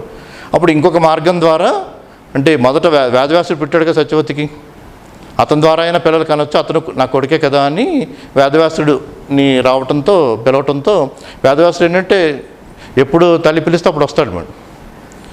వేదవ్యాసుడు తిరిగి వచ్చినప్పుడు అంబిక అంబాలిక ఇలా వీళ్ళతో కొన్ని పుత్రులు మన సంతానం కావాలి అంటే ఏమని చెప్తారంటే ఇద్దరిని కూడా ఒక సంవత్సరం పాటు ఘోరమైన తపస్సు చేసి ఆత్మజ్ఞానాన్ని పొందిన తర్వాతే నేను వాళ్ళతో పిల్లల్ని కంటానంటాడు. తల్లి సత్యవతి ఒప్పుకోదు. వీళ్ళు ఇంకెక్కడ ఆత్మజ్ఞానం పొందుతారు, అవన్నీ అయ్యే పని కాదు, ముందు పిల్లల్ని కనమంటుందన్నమాట. కనమంటే అప్పుడు కనీసం వాళ్ళు నా వేషాన్ని, ఆకారాన్ని, నా వాసనని వాళ్ళు ఇష్టపడితేనే అప్పుడు సరైన పుత్రులు లభిస్తారంటాడు. సరే అది చెప్పేసి పంపిస్తుంది అంబిక. పంపిస్తే అంబిక వేదవ్యాసుడిని చూడగానే ఆకారాన్ని వాసనని చూడగానే కళ్ళు మూసుకుంటుంది అన్నమాట. ఇంకంత కళ్ళు మూసుకునే ఉంటుంది. పుత్రుడు పుడతాడు, కానీ కళ్ళు లేనివాడిగా ధృతరాష్ట్రుడిగా పుడతాడు అన్నమాట. అంటే వేదవ్యాసుడి తల్లి కోరికపై పుత్రుడు జన్మించాడు తప్పితే అక్కడ అంబిక కళ్ళు మూసుకునే ఉందంతా, ఏమాత్రం ఇష్టం లేక ఉంది. అందుకని ధృతరాష్ట్రుడు పుడతాడు కళ్ళు లేనివాడిగా. తర్వాత సరే నీకు అంబాలికనైనా పంపిస్తుంది. అంబాలికైనా అతని రూపం చూసి పారిపోతుంది అన్నమాట, తెల్లగా పారిపోతుంది. పారిపోతే పాండురాజు పుడతాడు అన్నమాట. మళ్ళీ ఇంకా సత్యవతి ఇలా గుడ్డివాడు పుట్టాడు, పాండురోగంతో పుట్టాడు, ఇంకెలాగా వంశాభివృద్ధి చెందేది అని అంటే సరే ఈసారైనా కొంత ఆత్మజ్ఞానాన్ని వాళ్ళకి బోధించి ఇక్కడ బాహ్య శరీరం ముఖ్యం కాదు, అంతర్గతంగా ఉన్న మనసు స్థితి, ఆత్మస్థితి ఇవి ముఖ్యమైనవి, సరైన పుత్రులు లభించాలన్నా ఈ మనసు ఆత్మస్థితి ప్రధానమైనవి అని చెప్పమంటే అంబికకి మళ్ళీ చెప్తుందన్నమాట, ఈసారి నువ్వు ఇష్టపడే వెళ్ళని చెప్తుంది. కానీ అంబికకి ఇష్టం ఉండదు. ఇష్టం ఉండదు. తనలాగే ఉన్న ఎంతోమంది దాసులు ఉంటారు కదా, తనలాగే ఉన్న దాసిని పంపుతుంది. పంపితే దాసు ఇష్టపడడం విదురుడు పుడతాడు అన్నమాట. ఆ విదురుడే గొప్ప జ్ఞాని. ముగ్గురులోని విదురుడు గొప్ప జ్ఞాని అన్నమాట. అక్కడ మనకి ఈ సన్నివేశం ఏం చెప్తుందంటే, అంటే ఇద్దరు మనసులు ఏకమైతేనే సరైన పుత్రులు లభిస్తారని. అంటే ఇక్కడ మనసులో ఎటువంటి మానసిక స్థితి ఉండగా సంయోగం జరిగిందో అది ముఖ్యమైనదని ఎంతో స్పష్టంగా తెలుస్తుంది కదా ఈ కథలోని. దాసికి విదురుడు పుట్టాడు మాట. ఇక్కడ మహారాణులకి ఇద్దరికి ఒకడు అంధుడు పుట్టాడు, ఒకడు పాండురోగంతో పుట్టాడు. ఎందుకని వాళ్ళిద్దరూ బాహ్యంగా ఉన్న ఆకారాన్ని చూశారన్నమాట. వేషము, ఆకారం, వాసన వీటికే అలంకారాలకే వీటికే ప్రాముఖ్యత ఇచ్చారన్నమాట వీళ్ళు. కానీ దాసి ఏంటంటే మనసుని వేదవ్యాసులు ఇష్టపడటంతో అక్కడ విదురుడు లాంటి గొప్ప రాజనీతిజ్ఞుడు జన్మించాడని మనకి ఈ సన్నివేశం చెప్తుంది. ఈ గర్భ సంస్కారంలో మనకి ఈ సన్నివేశం అలా బోధిస్తుంది అన్నమాట. ఇక్కడ ధృతరాష్ట్రుడు కదా, మనకి సంస్కృతంలో ఏంటంటే గ్రంథాల్లో ప్రతి పేరులోని పూర్తార్థం ఉంటుంది. ధృతరాష్ట్రుడు అంధుడు కదా, మనకి ఒక ప్రశ్న వస్తుంది, మరి ఇష్టం లేక ఏదో మొత్తానికి అలా పుడితే అంధుడు అన్నారు, కానీ ఇక్కడ మనుషులందరూ కళ్ళుతోనే పుట్టారు కదా అని. ఎవడో అంధుడేం లేదు కదా, ఎవడో లేడు కదా, ఏదో జన్యు లోపాలు కొన్ని లోపాలు ఉంటే తప్పితే ఇక్కడ అంధుడేం లేరు కదా అన్న ప్రశ్న వస్తుంది కదా. ఇవన్నీ ఏంటంటే మనసు స్థితులు, వాళ్ళ సూక్ష్మమైన అంశాలు అన్నమాట.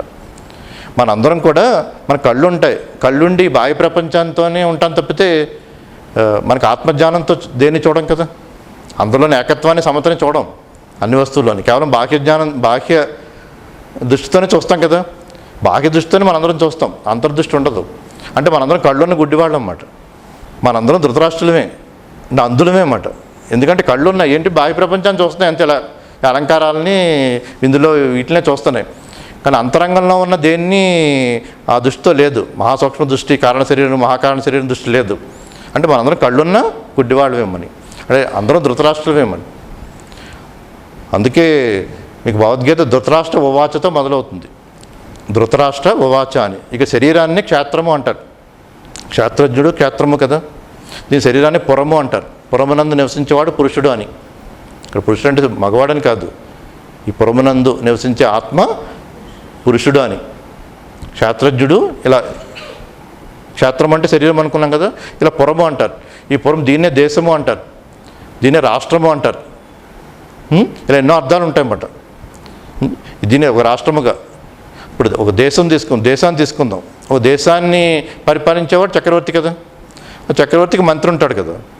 ఆ దేశాన్ని శరీరంతో పోలిస్తే ఈ శరీరం దేశం అయితే మనసు మంత్రి, ఆత్మ చక్రవర్తి. వాడు మనసు మంత్రి, ఆత్మ చక్రవర్తి. అక్కడ రాజ్యం ఎలా నడుస్తుందో ఇక్కడ ఈ మనసు అనే మంత్రితో ఈ శరీరం అలా నడుస్తూ ఉంటుంది. అందుకని దీన్ని శరీరము అంటారు. ఈ శరీరాన్ని దేశము అంటారు, రాష్ట్రము అంటారు. ఈ రాష్ట్రమును ధరించిన వాడు ధృతరాష్ట్రుడు అన్నమాట. ఈ శరీరమును ధరించిన వాడు, ఏ ఆత్మ అయితే ఈ శరీరాన్ని ధరించిందో అది ధృతరాష్ట్రుడు అని.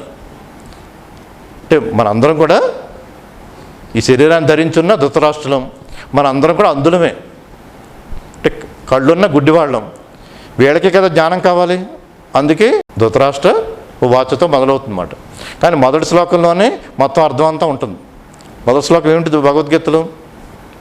ధర్మక్షేత్రే కురుక్షేత్రే సమవేత యూత్సవ మామక పాండవాశ్చైవ కిమకుర్వత సంజయ. మొదటి అక్షరం ఏంటి? ధర్మ. చివరిది ఏంటి? కిమకుర్వత సంజయ. సంజయాలో చివరిది జయ. మొదటిది ధర్మ, చివరిది జయ. ధర్మం జయిస్తుందని చెప్తున్నమాట. ధృతరాష్ట్ర వాచలో అతను ప్రశ్నిస్తున్నా అక్కడ అర్థం ఏంటంటే ధర్మతో మొదలయ్యి జయతో ముగుస్తుంది, అయిపోయింది అక్కడే. ధర్మం జయిస్తుంది, ఇంక అది తెలిస్తే చాలు. కానీ ఇక్కడ ధర్మక్షేత్రే కురుక్షేత్రే. మరి క్షేత్రం అన్నాం కదా, ఈ క్షేత్రం అన్నాం, ఈ క్షేత్రానికి ధర్మాలు ఉంటాయి. మరి క్షేత్రములు అంటే శరీరాలు ఉంటాయి, స్థూల శరీరం ఉంటుంది, సూక్ష్మ శరీరం ఉంటుంది, కారణ శరీరం ఉంటుంది కదా. అంటే క్షేత్రములు ఉంటాయి కదా. అంటే క్షేత్రే కురు ధర్మ అని. ధర్మక్షేత్రే కురుక్షేత్రే అంటే క్షేత్రే కురు ధర్మ. అన్ని క్షేత్రాల్లోని ఈ స్థూల శరీరానికి సంబంధించిన క్షేత్రము, అలా ఈ క్షేత్రం అన్నింటిలోని ధర్మమును నిర్వహించు అని అర్థం. మరి ఇంకొక అర్థం క్షేత్రే కురు ధర్మ అని. ఇక్కడ మామక అంటాడు, అంటే మనవారు అని. అంటే మనవారు అంటే కౌరవులు ధృతరాష్ట్రుడికి. మరి చెడు శక్తులు ఎక్కువ ఉంటాయి కదా, అవే 100 ఉంటాయి. అందుకని మంచి శక్తులు ఎప్పుడు తక్కువ ఉంటాయి కదా. 5 పాండవులు, 5 కూడా మనలో ఉన్న శక్తులే. యమధర్మరాజు నుంచి, ధర్మరాజు కదా ఈ శరీరం చేసే కర్మలకి నియామకుడు, కర్మల నియామకుడు యమధర్మరాజు అంటే. కృతాంతుడు, ఈ కర్మల్ని నియమించేవాడు శరీరం చేసే ధర్మాలకి. ఈ శరీరం చేసే ధర్మాలకి రూపమే ధర్మరాజు అంటే. రెండవది అన్నమయ కోసం, తర్వాత ప్రాణమయ కోసం కదా. ఈ వాయువు నుంచి వాయుపుత్రుడు భీముడు, అంటే ప్రాణాయామంలోని అష్టసిద్ధులకి అన్నింటికి ప్రతిరూపం భీముడికి అన్నమాట. మూడవది మనసు కదా, ఇంద్రియాలకు అధిపతి ఇంద్రుడు మనస్సు. ఇంద్రియాలకు అధిపతి మనస్సు, ఇంద్రియాలన్నీ అధిపతి మనసు కింద. ఆ మనసే ఇంద్రుడికి అన్నమాట. మనసు అన్ని పనులు చేస్తూ ఉంటుంది కదా, అందుకే ఇంద్రుడు అన్ని పనులు చేస్తూ ఉంటాడు. అన్ని మంచి చెడు అన్నీ ఉంటాయి అన్నమాట, మనసులాగే ఉంటుంది అది. ఇంద్రియాలకు అధిపతి మనసు అన్నమాట. ఆ మనసుకి ఇంద్రుడికి జన్మించిన వాడు అర్జునుడు అన్నమాట. ఇట్లా ధర్మంతో ఈ శరీరం ఉంది, ప్రాణాయామంతో రూపం ఉంది, మనసు, ధర్మరాజు, భీముడు, అర్జునుడు ఉన్నారు, ముగ్గురు ఉన్నారు. కానీ ఇలా 3 ఉన్నా కానీ ఇంకొక 2 ముఖ్యమైనవి ఏంటంటే ఆయుష్, ఆరోగ్యం అన్నమాట. 3 ఉన్నాయి. ఎంతకాలం ఉంటాయి? 100 సంవత్సరాలు ఉండాలి కదా, అది ఆరోగ్యంతో ఉండాలి కదా. ఈ ఆయుష్, ఆరోగ్యమే అశ్విని దేవతలు అన్నమాట. 5 మనలో ఉన్న శక్తులు అన్నమాట. ఈ మనలో ఉన్న 5 శక్తులు ఉంటాయి. ముందు వీటిని, ఈ శక్తులు పొందాలి కదా. మీరు 5 శక్తుల్లోనే అగ్ని ఉంటుంది కదా, ఈ 5 శక్తుల్లోనే అగ్ని ఉంటుంది కదా. అందుకే ద్రౌపది అగ్నికి సంకేతం అన్నమాట. 5 శక్తుల్లో ఉన్న అగ్నికి సంకేతం ద్రౌపది అన్నమాట. ఇలా అంతర్లీనంగా అర్థాలు ఉంటాయి ఇవి. ఇక్కడ మనం ధృతరాష్ట్రుడు పాండురాజు కదా. ఇక ధృతరాష్ట్రుడు గుడ్డివాడు అవడంతో, విదురుడు దాసికుడు కావడంతో పాండురాజే రాజ్యాన్ని పరిపాలిస్తూ ఉంటాడు. ఎంతో గొప్ప వీరుడిలా ఉంటాడు. అన్ని రాజ్యాలని, 4 పక్కల అన్ని రాజ్యాలని జయించేస్తూ ఉంటాడు. జయించేసి అతనికి ఉన్న ఒకటే ఏంటంటే మృగ వినోదం అన్నమాట. మృగాలను వేటాడటం విపరీతమైన ఆసక్తి అతనికి. అత్యుత్సాహంగా వెళ్ళి మృగాలు ఎలా ఉన్నా వేటాడుతూ ఉంటాడు. అలా ఒకరోజు అడవిలోకి వెళ్ళి ఒక లేడీ అంటే లేడీ జంట కామవశంతో ఉండగా అందులో ఉన్న మగజింకని 5 బాణాలు వేస్తాడు. వేస్తే అతను ఒక ఋషి మాట, కిందముడు అని ఋషి. ఆ ఋషి అప్పుడు శపిస్తాడనమాట. అంటే ఎవరికైనా సరే రోగంతో ఉన్న వాళ్ళని లేదా ప్రసవం చేసే జంతువుల్ని ఇలా కామంతో ఉన్నప్పుడు ఆ సమయాల్లో బాణం వేయకూడదు అని అతను శపిస్తాడు. శపించి నీవు కూడా నీ భార్యని కలిసినప్పుడు నీవు చనిపోతావు, నీ భార్య కూడా చనిపోతుందని, 2 చనిపోతాయి, లేళ్ళు 2 చనిపోతాయి అన్నమాట. ఆ శాపం ఉంటుంది పాండురాజుకి. ఉంటుందో అది వచ్చి కుంతిదేవికి చెప్తాడు, మాద్రికి చెప్తాడు అన్నమాట. అంటే కుంతి ఎవరి కూతురు అంటే వసుదేవుడి చెల్లెలు. వసుదేవుడి తండ్రి సూరసేనుడి కొడుకు వసుదేవుడు మన. వసుదేవుడికి ఎంతోమంది అక్కచెల్లెలు ఉంటారు, అందులో పెద్దది పృథాదేవి. అలాగే సూరసేనుడికి ఒక మేనత్త కొడుకు ఉంటాడు కుంతిభోజుడు అని. కుంతిభోజుడికి పిల్లలు లేకపోవడంతో ఈ పృథాదేవిని పెంచుకుంటాడు కుంతిభోజుడు పెంచుకోవటం వల్ల కుంతి అని పేరు వస్తుంది. ఇక్కడ చాలా ముఖ్యమైనది ఏమిటంటే కుంతి గొప్పతనం ఏంటంటే, కుంతి తండ్రి, ఆ పెంచుకున్న తండ్రి కుంతిభోజుడు ఏం చెప్తాడంటే, నీవు జీవితాంతం ఈ సమయం అని చూడకుండా అర్ధరాత్రులైనా సరే ఏ సమయమైనా సరే ఋషులకి నువ్వు సపరిచర్యలు చేయాలి. ఋషులకి వాళ్ళకి ఏం కావాలి అన్నీ చూస్తాం. మునులకి ఏం చేయాలంటే తను తీవ్రమైన నిష్ఠతో చేస్తుందన్నమాట, శ్రద్ధతో. ఎంతటి ఋషి వచ్చినా సరే, ఏ సమయమైనా సరే వాళ్ళకి ఏం కావాలో అన్నీ చూస్తూ ఉంటుంది. సత్యవతిగా గొప్పతనం ఉందనుకున్నాం కదా, ఇక్కడ కుంతి అదే శ్రద్ధాశక్తులతో ఉంటుందన్నమాట. అప్పుడు దూర్వాసుడు వస్తాడు. దూర్వాసుడిని ఎవరు సంతృప్తిపరచలేరు కదా, కానీ కుంతిదేవి మాత్రం సంతృప్తిపరుస్తుంది. అతనికి ఏం కావాలో ఆహారం అన్నీ ఏం తినాలి ఎప్పటికప్పుడు అన్నీ ముందే సర్దుబాటు చేసుకుని అన్నీ చేస్తే అతను చాలా మెచ్చుకుని, నీకు ఒక వరం ఇస్తాను, నువ్వు ఏ దైవీ శక్తిని ఉపాసన చేస్తే అటువంటి పుత్రుడు పుడతాడు అని. కానీ నీకు ఎప్పుడు ఉపయోగించాలో అప్పుడే ఉపయోగించి అంటాడు. కానీ తనకేంటంటే అత్యుత్సాహంతో అసలు అది పనిచేస్తుందా లేదా అని ముందే సూర్యుడిని ఉపాసిస్తుంది. సూర్యుడు ప్రత్యక్షం అవడంతో అప్పుడు ఏం చేయాలో తెలియదు, నీకు వద్దు వెళ్ళిపోమంటుంది. కానీ తపశక్తి తప్పదు, నీకు పుత్రుడు పుడతాడు అని చెప్పి అప్పటికప్పుడే పుడతాడనమాట. అంటే గర్భంతో కాదు, సద్యోగర్భం అంటారు. అంటే ఆ క్షణంలోనే ఒక బాలుడు పుడతాడు. కానీ పుట్టినప్పుడు ఒక రత్నపేటిక, అంత వజ్ర వైడూర్యాలతో రత్నపేటిక, బంగారు రత్నపేటిక గంగానదిలోంచి రావటం, అందులో ఆ బాలుడిని పెట్టడం, అందులో గంగానదిలో వెళ్ళిపోతే అతడు ఒక సూతుడికి రాధ పెంచుకుంటారు కదా, ఆ రాధేయుడిగా చెప్పడం జరుగుతుందన్నమాట. అప్పుడు తిరిగి వెళ్ళిపోతుంది. అంటే గర్భం దాల్చలేదు అక్కడ, సూర్యుని శక్తి ద్వారా ఉపాసన ద్వారా అక్కడ లభించిన స్థితి అది, కవచకుండాలతో లభించిన స్థితి అది. అంటే దానికి పెద్ద కథ ఉంటుంది. అంటే నరనారాయణ నుంచి ఆ కవచాల నుంచి కవచకుండాల నుంచి ఎలా అటువంటి స్థితి అని, అది గొప్ప మానసిక స్థితికి సంబంధించిన ప్రక్రియలు అవి. మనం ముందు కథగా తెలుసుకుంటే తర్వాత ఒక్కొక్కటి విషయాలు చర్చించుకోవచ్చు అన్నమాట. ఆ తర్వాత పాండురాజు ఇప్పుడు ఏమవుతుందంటే, ఇక్కడ పాండురాజుకి ఇంక పిల్లల కంటానికి లేదు, సంతానం కావాలి. అయినా సరే అతను ఇంక శాపం తర్వాత ఇంకా పిల్లలు పుట్టే యోగం లేదని భావనలో ఉంటాడు. కానీ అలా జీవితం కొనసాగిస్తూ ఉంటాడు. ఒకరోజు కొంతమంది చాలా మునులు పితృదేవలతో వెళ్తూ ఉంటే బ్రహ్మలోకంలోకి నేను వస్తానంటాడు అనమాట. పిల్లలు లేనప్పుడు మీరు పితృదేవతలు ఎవరినో మిమ్మల్ని తీసుకెళ్ళరు అంటే అప్పుడు ఇంకా సంతానం మీద అభిలాష ఏర్పడుతుంది. కుంతిదేవికి చెప్తాడు. కానీ అప్పటి కాలంలో ఏంటంటే, పురాతన కాలంలో మొట్టమొదట ప్రాచీన కాలంలో, బాగా పురాతన కాలంలో ఏంటంటే ఎవరితో అయినా సంగమించి ఎవరితో అయినా పిల్లలు కనొచ్చు, జంతువులాగా అన్నమాట ఉండేది.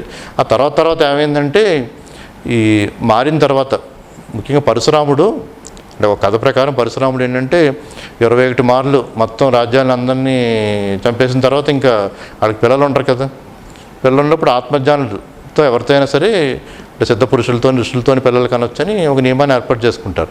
ఆ తర్వాత మళ్ళీ కొంత సంతానం లభించడం, రాజ్యాన్ని అనటం జరుగుతుందన్నమాట. ఇలా కొన్ని చాలా ప్రక్రియలు ఉంటాయి సంతానానికి. అప్పుడు పాండురాజు ఒకటి చెప్తాడనమాట, మరి ఎలాగైనా సంతానం కావాలని. అంటే కుంతికి ఏమని చెప్తాడంటే, నీ ఒక సోదరికి పిల్లలు లేకపోతే ఒక వేదజ్ఞాని ద్వారా పిల్లలకి అంది, నీవు కూడా అలాగే ఎవరైనా పిల్లలకి కను అని చెప్తాడు. కుంతి ఒప్పుకోక తను ఇంకొక కథ చెప్తుంది. ఇంకొక కథ చెప్పి, అంటే భద్రాదేవి అని ఇంకొక కథ చెప్పి, తనకి భర్త క్షయరోగంతో చనిపోయినా కేవలం ఉపాసన ద్వారా ఋతువులు అయిన తర్వాత 14వ రోజు ఉపవాసం చేసి 14వ రోజుని కూడా చెప్పడం జరుగుతుందన్నమాట. ఆ శరీరవాణి 14వ రోజు ఉపవాసం చేస్తే నీకు పుత్రులు లభిస్తారని చెప్పడంతో అలా పుత్రులు పొందుతుంది. అలా పొందే మార్గం ఉందంటుంది. మార్గం ఉందని అప్పుడు నాకు ఇలా వరం ఉందని చెప్తుంది అన్నమాట. దూర్వాసుడి నుంచి వరం ఉందని చెప్తుంది. ఆ వరంతో మొదట ధర్మనీతి అనేది ముఖ్యమైనది కాబట్టి యమధర్మరాజుని ఉపవాసం చేయటం వల్ల ధర్మరాజు పుట్టడం జరిగింది కదా. కానీ ఆ తర్వాత పాండురాజే నాకు ఈ వాయుపుత్రుడు కావాలి, అంటే మరీచి నుంచి ఈ మారుతం నుంచి పుత్రుడు బలంతో కావాలని అడగటం జరుగుతుంది. అలా అప్పుడు భీముడు పుడతాడు. ఇక్కడ ఇప్పుడు మనం ఇంతకుముందు చెప్పుకున్నాం. మనం పాండురాజు సంతానం వరకు కొంతవరకు మనం చెప్పుకున్నాం. ఇక్కడ ధృతరాష్ట్రుడికి సంతానం గురించి వస్తే, ఎప్పుడైతే ఇక్కడ ధర్మరాజు పుట్టాడో ఎంత తేజస్తో ఉన్నాడో అది తెలుస్తుంది ఇక్కడ ధృతరాష్ట్రుడికి గాంధారికి. అదే సమయానికి వ్యాసుడు వచ్చి, గాంధారి నీకు 100 మంది పుడతారు, నీకు ఇంతకుముందు శివుడు ఇచ్చిన వరం ఉంది, 100 మంది పుడతారని చెప్పడం జరుగుతుంది. తనకు కూడా ఒక గర్భం ఏర్పడటం, కానీ 2 సంవత్సరాల పాటు ప్రసవం జరగదన్నమాట గాంధారికి. అంటే 100 మంది పుడతారని చెప్తాడు వేదవ్యాసుడు, కానీ 2 సంవత్సరాల పాటు ప్రసవం జరగదు. కానీ ఈ లోపల ముందే ధర్మరాజు పుట్టాడు.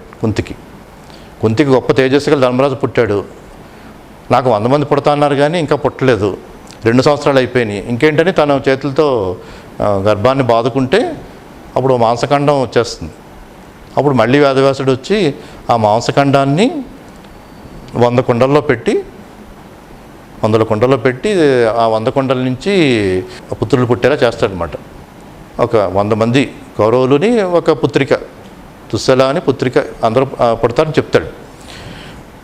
అందులో మొట్టమొదట 100 కుండలు ఒకేసారి రావు. మొదట దుర్యోధనుడు పుడతాడు. ఎప్పుడైతే భీముడు పుట్టాడో, భీముడు పుట్టిన సమయానికి అదే సమయానికి ఇక్కడ దుర్యోధనుడు పుడతాడు అనమాట. ఆ తర్వాత వరుసగా అందరూ పుడతాడు. అక్కడ భీముడి తర్వాత అర్జునుడు కదా, 3 కుంతికి వచ్చారు 3. కానీ మాద్రి అప్పుడు అడుగుతుంది నాకు పిల్లలు లేరు అని. అడిగితే అప్పుడు పాండురాజు ఏమంటాడంటే, 3తో ఎక్కడ సరిపోతుంది కుంతి, మనం ఎంతమంది ఉంటే అంత మంచిదని, ఈ వరాన్ని ఇంకా ఎంతమందికైనా ఈ వరాన్నితో ఎంతమందినైనా పిల్లలకి అని అంటాడు అన్నమాట కుంతిని. కుంతి అప్పుడు ఏమని చెప్తుందంటే 3 చాలు, 3 కంటే వరాన్ని మనం ఉపయోగించకూడదు, నేను ఉపయోగించకూడదు, ఇంకా మనం 3తో సరిపోతుందని చెప్తుంది కుంతి. అప్పుడు తర్వాత మాద్రికి ఆ వరం ఇవ్వు, ఆ వరం ఉపయోగించుకుంటుందంటే సరే మాద్రికి వరం ఇస్తుంది, ఇష్టదేవతను పూజించు నీకు ఆ పుత్రుడు పుడతారని. కానీ మాద్రి ఏంటంటే అశ్విని దేవతలను ఇద్దరిని పూజిస్తుంది. ఇద్దరిని పూజించేటప్పటికి 2 పుడతారు అన్నమాట, నకుల సహదేవులు. అది కుంతి ఇబ్బంది పడుతుంది. ఏమనంటే నేను ఒక ఇష్టదేవతను ఒకరిని పూజించమంటే 2 పూజించిందని. అప్పుడు పాండురాజు అడుగుతాడు ఇంకొకసారి మళ్ళీ ఈ వరాన్ని ఇంకొకసారి ఉపయోగించానంటే అప్పుడు కుంతి ఒప్పుకోదన్నమాట. మొదటిసారి మరి 2కి అంద కదా, రెండోసారి కూడా 2 కంటే 4 అయిపోతారు కదా, మరి కుంతికి 3 కదా, నాకు 3 ఉన్నారు, తను మొదటిసారి 2 కంది, మరి రెండోసారి 2 కంటే 4 అయిపోతారు, అంటే నాకంటే ఎక్కువైపోతారు, అందుకని ఇంకా రెండోసారి వరం తనకు ప్రసాదించని అంటుంది. అంటే అందుకని 2తో నకుల సహదేవులతో ఉండిపోతారు. వాళ్ళు అశ్విని దేవతల శక్తులు ఇవన్నీ మన మనిషిలో ఉన్న శక్తులు ఇవన్నీ, అవి అంతర్ధానంగా మనం తర్వాత చర్చించుకుందాం. అంటే సన్నివేశాలు బట్టి కొన్ని మానసిక స్థితులు ముందుగా తెలుసుకుందాం అన్నమాట. గాంధారి తనే అలా విచ్ఛిన్నం చేసుకోవడంతో కొండల్లో పెట్టి జరిగింది కదంతా. దుర్యోధనుడు పుట్టినప్పుడు మాత్రం ఎన్నో దుశ్శకునాలు వస్తాయి. ఇంక ప్రకృతి అంతా భీకరంగా దుశ్శకునాలు వస్తే ఇంక విదురుడు భీష్ముడు అందరూ కలిసి ధృతరాష్ట్రుడి దగ్గరికి వెళ్తారు. నీకు ఎలాగో 100 మంది ఉన్నారు కదా, ఇతడికి ఇన్ని దుశ్శకునాలు ఉన్నాయి, ఇతన్ని మనం వదిలి చేసుకుంటే చంపేస్తే మిగిలిన వాళ్ళతోనే మంచి సామ్రాజ్యం ఏర్పడుతుంటే ఒప్పుకోడు ధృతరాష్ట్రుడు. దుర్యోధనుడు అలాగే పెరుగుతాడు అన్నమాట. ఎందుకంటే ఇందులో ముఖ్యంగా తెలుసుకోవాల్సిన ఏమిటంటే, అంటే విశ్వంలో ఒక యుగంలో ఒక యుగ పురుషుడు శ్రీకృష్ణుడు అవతరించినప్పుడు విశ్వంలో ఉన్న శక్తులన్నీ కూడా భూమి మీద అవతరిస్తాయి అన్నమాట. ముఖ్యంగా మనం తెలుసుకోవాల్సింది అంటే విశ్వంలోని శక్తులే సమిష్టిగా ఏమైతే ఉన్నాయో వెష్టిగా అవి ఉంటాయని మనం తెలుసుకున్నాం కదా.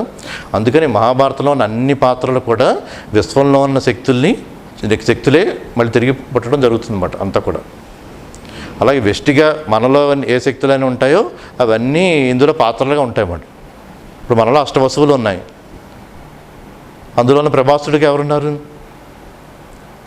భీష్ముడు అన్నాడు కదా. ఇక్కడ మనసు ఇంద్రుడు అనుకున్నాం కదా. బుద్ధి బృహస్పతి అంటే బుద్ధి మాట. ఆ బృహస్పతి ఇందులో ద్రోణాచార్యుడు మాట. బృహస్పతి అంశే ద్రోణాచార్యుడు. అంటే ఆ అంశలే ఉంటాయి, ఆ అంశలే అన్ని ఈ అవతారాల్లో అన్నీ ఉంటాయన్నమాట. ఇక్కడ అర్జునుడు, ఇక్కడ మనసు ఇంద్రుడి కొడుకు, కానీ మరి సహకరించేది బుద్ధే కదా మనసుకి. అక్కడ ఇంద్రుడి గురువు బృహస్పతి కదా, ఇంద్రుడికి గురువు బృహస్పతి, ఇక్కడ అర్జునుడి గురువు ద్రోణాచార్యుడు. ఇక్కడ బృహస్పతి అంశ ద్రోణాచార్యుడు అన్నమాట. ఇక్కడ కృపాచార్యుడు ఏంటంటే ఏకాదశ రుద్రుడు అంశం అన్నమాట. మనలో 11 రుద్రాంశాల యొక్క ఇవి కృపాచార్యుడిగా ఉంటాయి అన్నమాట. అలా అన్ని అంశాల కింద వస్తాయి. దుర్యోధనుడు కలి అంశ కింద, శకుని ద్వాపరాంశ కింద, అశ్వత్థామ శివుడిలోని 4 అంశాల కింద, ఇక కుంతి మాద్రి అంటే సిద్ధి బుద్ధి కింద. అలా అన్నీ కూడా ఆ అంశలే ఇందులోకి వస్తాయన్నమాట పాత్రల రూపంలోకి. అందుకని ఇంకా ఎన్నో లోతైన విషయాలు ఉంటాయి, మళ్ళీ తర్వాత వారం చర్చించుకుందాం.